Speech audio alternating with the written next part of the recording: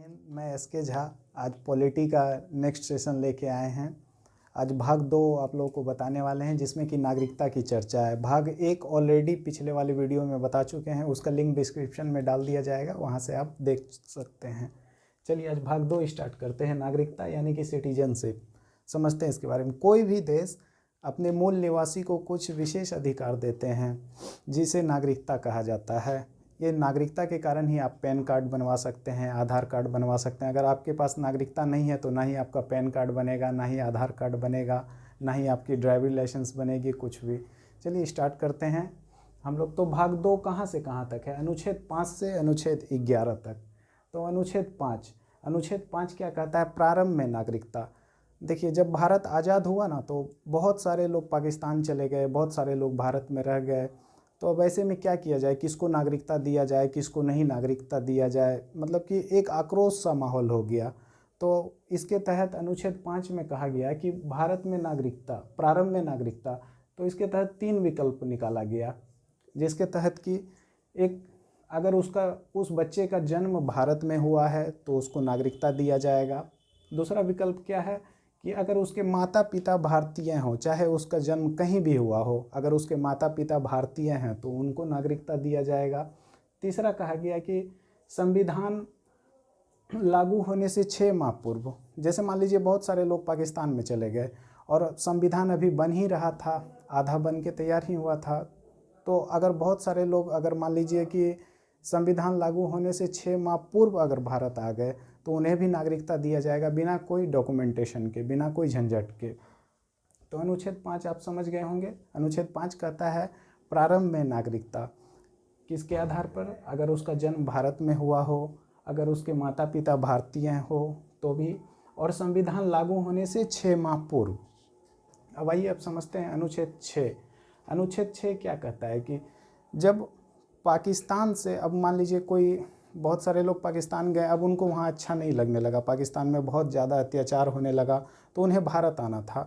तो जो भी थे, मतलब कि बॉर्डर खुला था, कोई पाकिस्तान से भारत आ जाते थे तो कोई भारत से पाकिस्तान चले जाते थे। तो ऐसे में क्या किया जाए? ऐसे में एक समस्या आ गई। तो अनुच्छेद 6 कहता है कि जो भी पाकिस्तान से भारत आएगा, उसका विकल्प है, उसके लिए एक रूल लाया गया, परमिट रूल। आपको उस देश से, अगर आप पाकिस्तान से भारत आ रहे हैं तो आपको पाकिस्तान से एक परमिट लेना पड़ेगा, एक परमिशन के तौर पे एक लिखवाना पड़ेगा, उसके बाद आप भारत आ सकते हैं। उसमें भी, वो भी परमिट रूल कब से? 19 जुलाई 1948 के बाद से। अगर आप पहले ही आ गए हैं तो आपको आसानी से मिल जाएगी। अगर आप 19 जुलाई 1948 के बाद आए हैं तो आपको 6 माह का रजिस्ट्रेशन कराना पड़ेगा, उसके बाद आपको नागरिकता दी जाएगी। मतलब कि ये 6 माह का रजिस्ट्रेशन क्या है? जब आप परमिट रूल लेके आएंगे, परमिट, तो उस परमिट के साथ आपका रजिस्ट्रेशन फॉर्म भी भरा जाएगा, तभी आपको यहाँ नागरिकता दी जाएगी। तो अनुच्छेद 6 आप समझ गए होंगे। अनुच्छेद 5 में है प्रारंभ में नागरिकता। अनुच्छेद 6 है जो पाकिस्तान से भारत आए। अब तो ऐसा भी तो हो सकता है कि बहुत से लोग पाकिस्तान गए, भारत से पाकिस्तान चले गए, लेकिन पाकिस्तान में उनको मन नहीं लगा, फिर वो पाकिस्तान से भारत आना चाहते हों। अनुच्छेद 6 कहता था कि कोई पाकिस्तानी को अगर मान लीजिए वहाँ पे मन ना लगा तो उनके लिए विकल्प था। अब मान लीजिए कोई भारतीय भी तो हो, वो भी तो सोचते होंगे पाकिस्तान भी आदमी ही है, वहाँ गए, उनको क्या पता कि पाकिस्तान में हर 2 पैर पर रहने वाला आदमी ही हो सकता है। तो वो भी इसमें विकल्प निकाला गया कि अगर कोई भारतीय पाकिस्तान गए और वहाँ पाकिस्तान से फिर उनको भारत आना पड़ा, तो उनके लिए क्या विकल्प था कि 1 मार्च 1947, देखिए 15 अगस्त 1947 को भारत आज़ाद हुआ था, तो उससे पहले ही बहुत सारे लोग पाकिस्तान जाना स्टार्ट कर दिए थे। तो इसमें विकल्प निकाला गया कि 1 मार्च 1947 के बाद जो भारत आना चाहते हैं उन्हें भी 6 माह का रजिस्ट्रेशन कराना पड़ेगा, तभी आपको नागरिकता दी जाएगी। आप भाग मिल्खा भाग मूवी देखे होंगे, वहाँ अनाउंसमेंट करता है कि आपका ये नाम है, ये फॉर्म नंबर, वही था उसमें, क्योंकि मिल्खा सिंह भी आए थे और वो अनुच्छेद 7 का प्रयोग किए थे। उसके बाद आते हैं अनुच्छेद 8। अनुच्छेद 8 कहता है कि अगर आप विदेश भ्रमण पे गए हैं, अगर आप विदेश गए हैं या तो नौकरी करने के लिए या शिक्षा के लिए या फिर घूमने के लिए गए हैं, तो आपकी नागरिकता समाप्त नहीं की जाएगी। अगर मान लीजिए आप गए विदेश घूमने के लिए और वहीं पे आपकी डिलीवरी हो गई, आपकी वाइफ की डिलीवरी हो गई, तो क्या उसकी नागरिकता समाप्त कर दी जाएगी? नहीं की जाएगी, क्योंकि अब विदेश भ्रमण करने पे गए हैं, शिक्षा के लिए गए हैं, रोजगार के लिए गए हैं, तो उनकी नागरिकता नहीं समाप्त की जाएगी। अनुच्छेद 9, अनुच्छेद 9 क्या कहता है कि विदेशी नागरिकता लेने पर भारत की नागरिकता समाप्त कर दी जाएगी, क्योंकि भारत में एक ही नागरिकता है। अगर आप किसी विदेश की नागरिकता लेते हैं, अब जैसे मान लीजिए एग्जाम्पल में सानिया मिर्ज़ा है भारत की, लेकिन ये पाकिस्तान की नागरिकता नहीं ली है। अगर ये पाकिस्तान की नागरिकता ले लेती है तो इनकी ऑटोमेटिक भारत की नागरिकता समाप्त कर दी जाएगी। एक बार देख लेते हैं फिर से यहाँ तक। अनुच्छेद 5 क्या कहता है? प्रारंभ में जो भारत के थे उनको नागरिकता दी जाएगी। अनुच्छेद 6 जो पाकिस्तान से भारत आए उनको नागरिकता दी जाएगी। अनुच्छेद 7 जो भारत से पाकिस्तान गए फिर पाकिस्तान से भारत आए। अनुच्छेद 8 विदेश भ्रमण के दौर पे आपको नहीं नागरिकता समाप्त की जाएगी। अनुच्छेद 9 कहता है कि अगर विदेशी नागरिकता आप ले लिए तो भारत की नागरिकता समाप्त कर दी जाएगी। अनुच्छेद 10 कहता है कि आपकी नागरिकता बनी रहेगी जब तक आप कोई अन्यथा कार्य ना करें। जैसे कि अगर आप मान लीजिए पागल हो गए, पागल हो के आप ड्राइविंग लाइसेंस बनवा लिए, आपके पास तो नागरिकता है, आप किसी को भी ठोक देंगे, या फिर आपके पास कोई गुप्त सूचना लग गई हो हाथ में और आप उसे लीक कर रहे हैं, तो ये तो देशद्रोही वाला काम हो गया। तो इस शर्त में आपकी नागरिकता समाप्त कर दी जाएगी जब तक आप कोई अन्यथा कार्य ना करें। अनुच्छेद 11 कहता है कि नागरिकता पर जो कानून है वो संसद बनाएगी। इसमें एक ऑब्जेक्टिव क्वेश्चन पूछता है अक्सर कि वो संसद में भी कौन सा मंत्रालय, नागरिकता कानून कौन से मंत्रालय के अंतर्गत आता है? तो नागरिकता कानून गृह मंत्रालय के अंतर्गत आता है। आपसे देखिए वन डे एग्जाम में बस 2 ही 3 क्वेश्चन पूछेंगे। अनुच्छेद 11 से पूछेगा, उसके बाद जाके अनुच्छेद 9 विदेशी नागरिकता लेने पर नागरिकता समाप्त कर दी जाएगी। अनुच्छेद 11 पूछता है कि नागरिकता कानून कौन बना सकता है? तो नागरिकता कानून संसद बना सकती है। बाकी बात अनुच्छेद जो सिविल सर्विसेज की तैयारी कर रहे हैं उनके लिए ये सारा इम्पोर्टेंट है। बाकी बात नहीं तो आप अनुच्छेद 5, अनुच्छेद 10 और अनुच्छेद 11 याद रखेंगे। चलिए फिर से एक बार रिकॉल करते हैं शॉर्ट में। देखिए अब शॉर्ट में याद कैसे रखेंगे, याद करने का एक ट्रिक है। जैसे देखिए सिंपल सा ऐसे लिखिए अनुच्छेद 5। अनुच्छेद 5 में क्या कहता है? अनुच्छेद 5 में प्रारंभ में जो भारत के थे उनको नागरिकता दी जाएगी। अनुच्छेद 6 जो पाकिस्तान से भारत आए। अनुच्छेद 7 जो भारत से पाकिस्तान गए लेकिन उनको वहाँ पे मन नहीं लगा, फिर वो वहाँ पे उनको परेशानी हुई तो फिर वो इंडिया आए। अनुच्छेद 8 क्या कहता है कि विदेश जाने पर, ये भी शिक्षा के लिए जाइए या फिर रोजगार के लिए जाइए या फिर पर्यटन के लिए जाइए, घूमने के लिए। अनुच्छेद 9 क्या कहता है? आप यहाँ तक समझे? अनुच्छेद 9 कहता है कि विदेशी नागरिकता लेने पर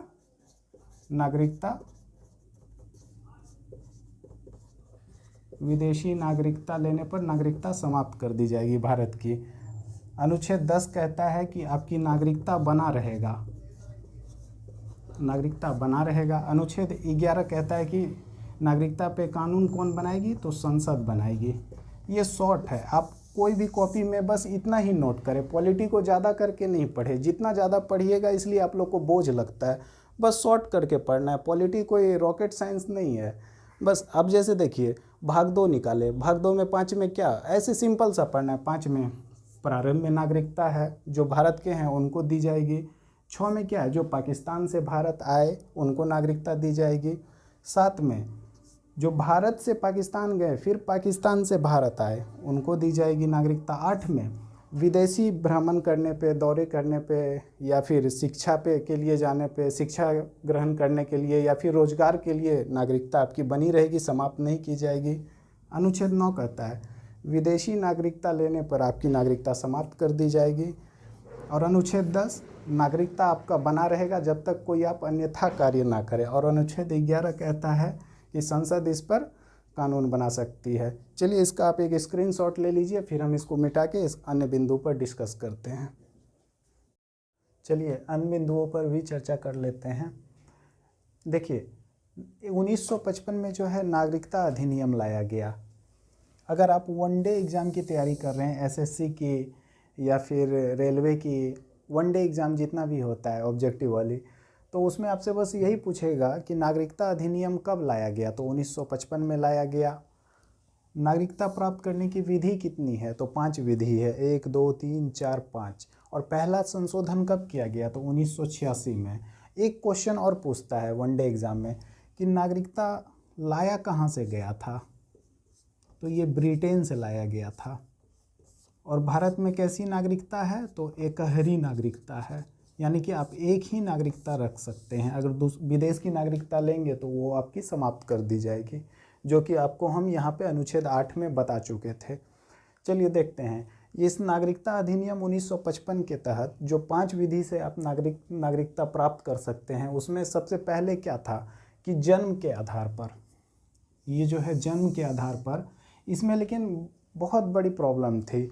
मान लीजिए कि कोई टेररिस्ट है या कोई उग्रवादी है, अगर उसकी बीवी प्रेग्नेंट है और वो भारत में ले आए, तो उसकी डिलीवरी तो यहाँ भारत में हो जाएगी, तो उसे नागरिकता यहाँ की मिल जाएगी आसानी से। तो इसमें सबसे पहली बार संशोधन किया गया 1986 में। तो उसके बाद क्या कहा गया कि वंश के आधार पर, वो भी पिता के नाम पर।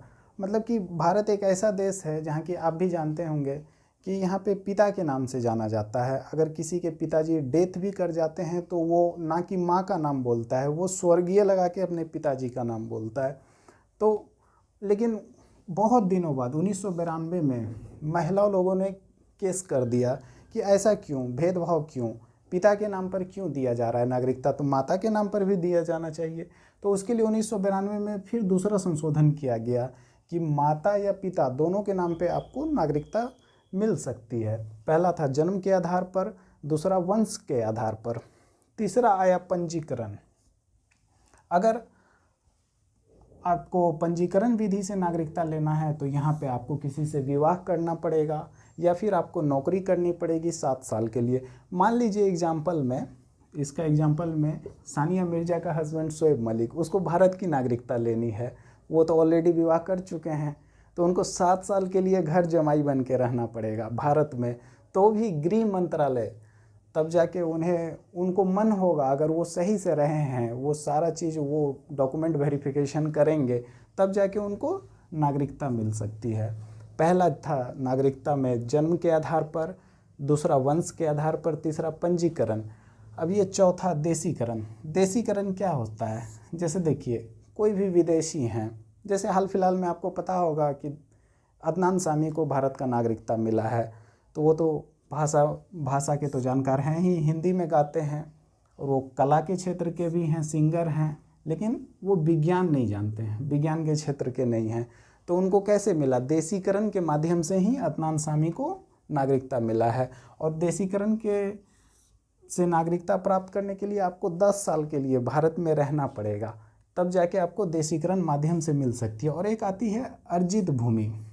अर्जित भूमि क्या होता है, देखिए वैसे तो भारत का वैसा नीति नहीं है क्षेत्र विस्तार का, फिर भी अगर कल हो के हम लोग अगर पीओके को भारत में ले आते हैं तो वो तो अर्जित भूमि हो गई एक तरह से।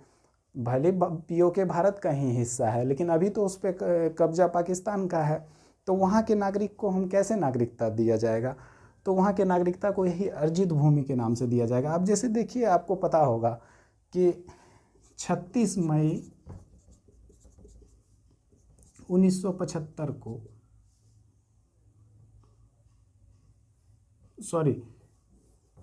36वां संविधान संशोधन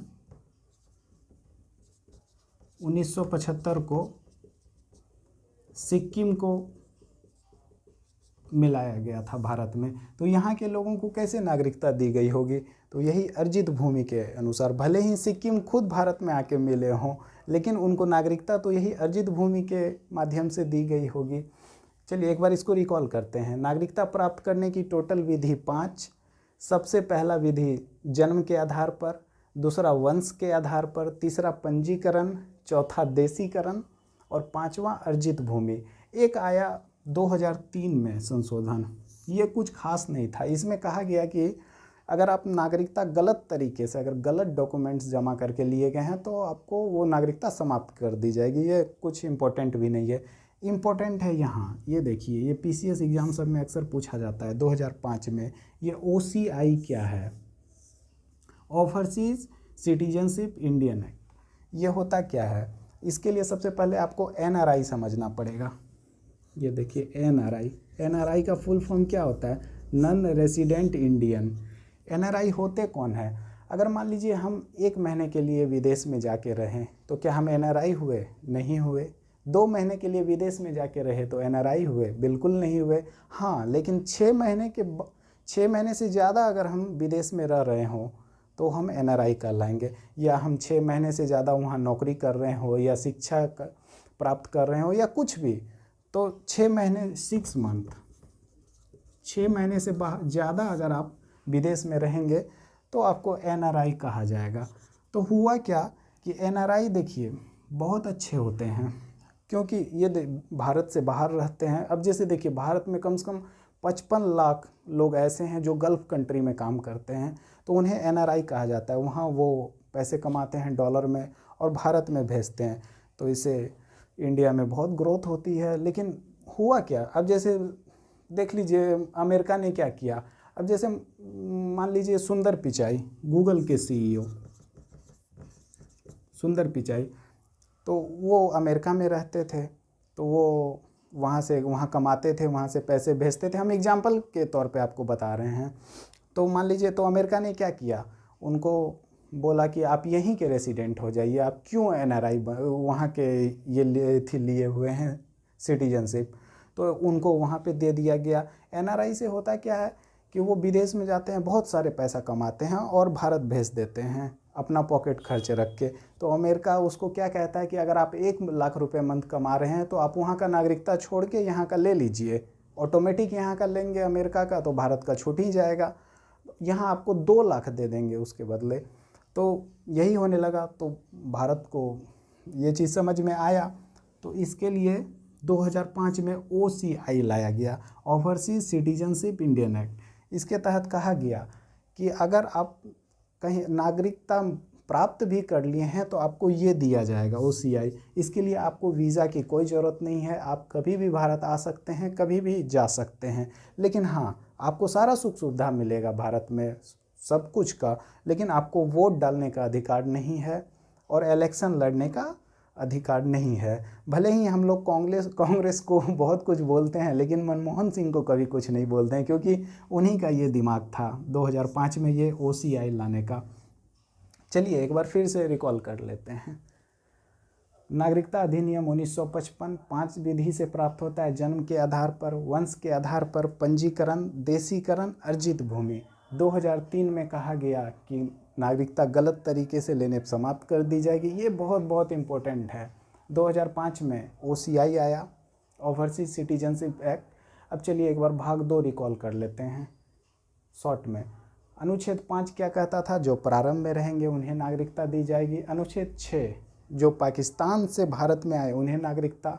अनुच्छेद 7, जो भारत से पाकिस्तान गए फिर पाकिस्तान से भारत आए उन्हें दी जाएगी। 8 में विदेशी भ्रमण, आप विदेश में घूम रहे हो, शिक्षा ग्रहण कर रहे हो, कुछ भी कर रहे हो, आपकी भारत की नागरिकता समाप्त नहीं होगी। अनुच्छेद 9, हाँ, अगर आप दूसरी कंट्री की नागरिकता ले लिए हैं तो आपकी भारत की नागरिकता समाप्त कर दी जाएगी। अनुच्छेद 10, आपका नागरिकता बना रहेगा जब तक आप कोई अन्यथा काम ना करें। अब जैसे मान लीजिए रूस से कोई आए हैं बड़े नेता, आप उन पे जाके थूक दीजिएगा तो वो क्या करेंगे? तो आप देशद्रोही मानेंगे ना। तो उस स्थिति में आप पागल हो गए। आप ड्राइविंग लाइसेंस बना लिए हैं, आप ट्रक चला रहे हैं, आप किसी को भी चाँप रहे हैं, तो उस स्थिति में आपकी नागरिकता समाप्त कर दी जाएगी। मेरा तो कहना है जितना भी अभी मान लीजिए जो भी रेपिस्ट होते हैं या फिर एसिड अटैक करते हैं, उनकी यही ख़त्म कर देनी चाहिए, नागरिकता ही ख़त्म कर देनी चाहिए। उसके बाद इनको कोई नहीं पूछेगा, ना ही ये ज़मीन खरीद सकते हैं, ना ही ये कहीं कुछ कर सकते हैं, ना ही ये सिम कार्ड रख सकते हैं, ना ही कुछ भी कर सकते हैं। इन्हें गली चौराहे ऐसे सिर्फ एक शर्ट पैंट पहन के घूमना पड़ेगा और इन्हें सब मारेगा। सबसे बढ़िया उपाय यही है। आप लोग का क्या कहना है? कमेंट में ज़रूर बताइएगा। अनुच्छेद 11 कहता है कि संसद इस पर कानून बनाएगी, वो भी कौन? तो गृह मंत्रालय। ये क्वेश्चन पूछता है अक्सर एग्जाम में कि नागरिकता किसके अधीन आता है? तो गृह मंत्रालय के अधीन। चलिए, मुझे लगता है आप लोग को अच्छा लगा होगा। पॉलिटी को हम इतना इजी से पढ़ा रहे हैं और आप लोग को हो सकता है मज़ा ही आ रहा हो। ये कोई रॉकेट साइंस है नहीं। आप इजी वे से ऐसे ही शॉर्ट नोट्स बनाइए, बस ऐसे ही पढ़ते रहिए, कोई बड़ी बड़ी बुक पढ़ने की ज़रूरत नहीं है। और आप ऑब्जेक्टिव भी सॉल्व कीजिए। हम भी ऑब्जेक्टिव सीरीज़ लेके आएंगे, हो सकता है जल्द ही आए, और करंट अफेयर की भी सीरीज़ लेके आएंगे। चलिए, आप लोग को अच्छा लगा तो लाइक और सब्सक्राइब ज़रूर कीजिएगा। जय हिंद।